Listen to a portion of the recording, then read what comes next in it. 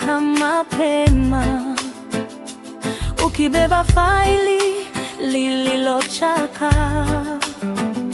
Mlango baada ya mlango umezunguka, lakini majibu ni yale yale.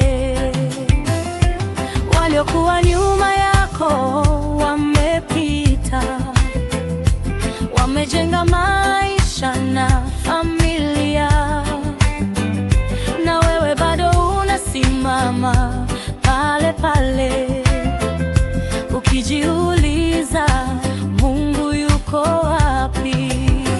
Bado kuna kesho, usikate tamaa. Bado kuna Mungu anayekusikia. Bado kuna mlango ambao utafunguka. Shika mkono wake, utafika salama. Kila simu ikilia, moyo unashtuka.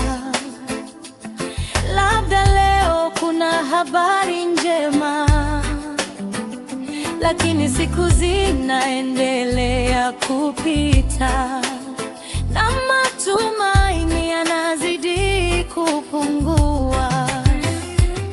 Wengine wanacheka nyuma ya mgongo, wakisema kuna atakayekukumbuka, lakini Mungu hajawahi kusahau. Jina lako bado liko mikononi mwake. Bado kuna kesho, usikate tamaa. Bado kuna Mungu anayekusikia. Bado kuna mlango ambao utafunguka. Shika mkono wake, utafika salama. Yusufu alisubiri gerezani, Daudi alisubiri jangwani.